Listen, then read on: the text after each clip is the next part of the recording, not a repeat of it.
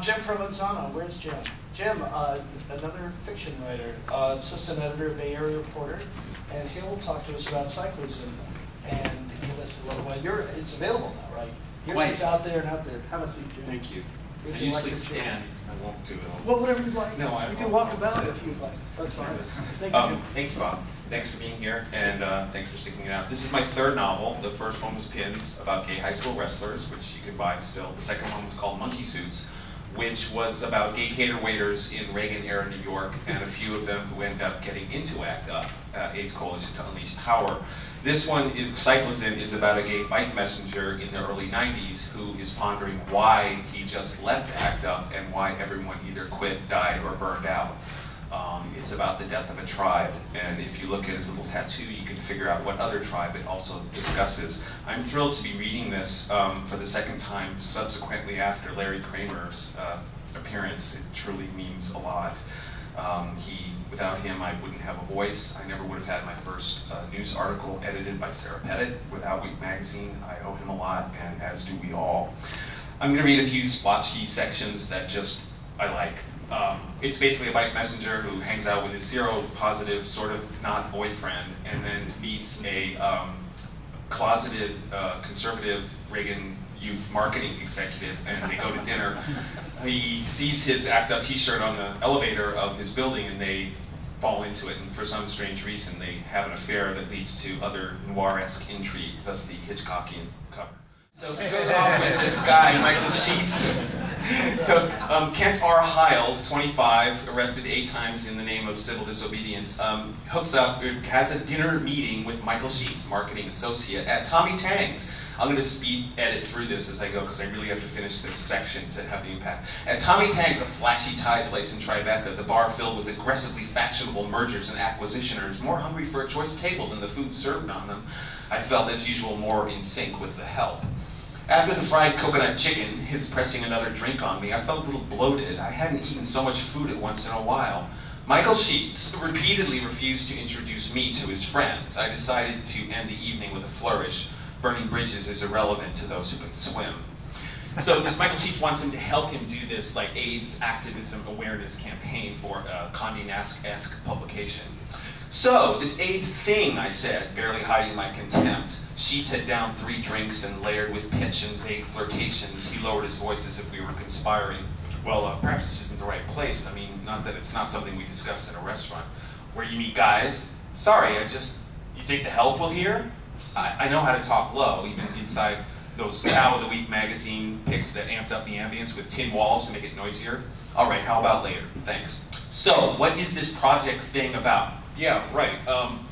What the company wants to do is, in addition to proposing doing a series of ads advocating AIDS funding, is set up a fund to do something to help people get on with their lives while they have the time helping people die. Well, it's not just pharmaceutical sponsored, not exactly. A look, a brash postery kind of look. Maybe like Benetton, but not so deliberately shocking. So no nuns posing with sides of beef. No. He pushed the drink away, leaned back. I didn't know if he was showing off his body or just annoyed. It's got to appeal to all of America. He talked about morning parties, circuit parties, vacations in men's group, a line of music CD fundraisers. All of it had that had succeeded, and he wanted to roll it into a fundraising entity. So your whole strategy is to make AIDS fun. Not fun, just take the death out of it. Well, now that you put it that way, you want something safe and nice and People magazine-y. You throw your corporate dollars at AIDS babies in Harlem or Meals on Wheels or one of those bloated corporate monsters like Amphar so they can buy some more office furniture.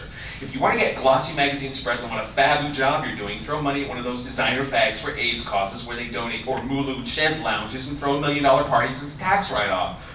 Whoa.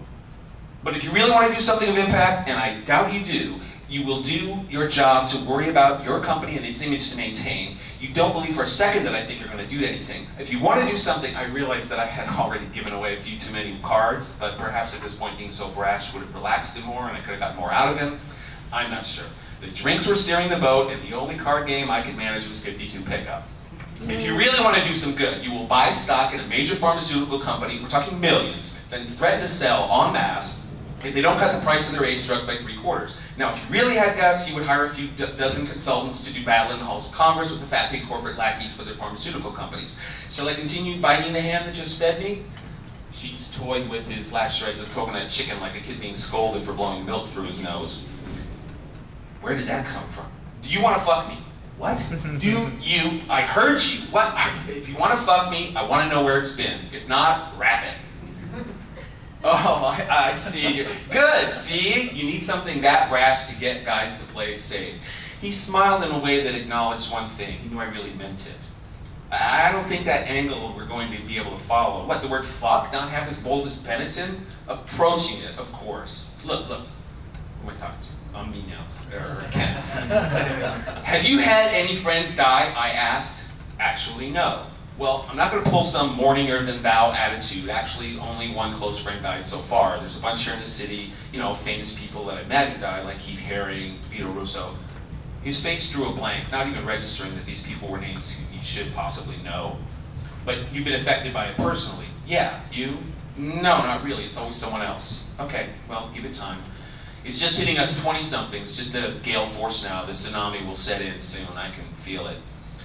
And then Sheets admitted that he would want to do this campaign with me. He was like clean glass, a tasty icicle waiting to be broken off a roof, licked a few times, then dropped on a sidewalk and shattered. You're wondering why. Centaurs were regarded, like satyrs, as creatures of ungovernable lust, given to pouncing on anyone of either sex whose beauty aroused them. That's from K.J. Dover's Greek Homosexuality.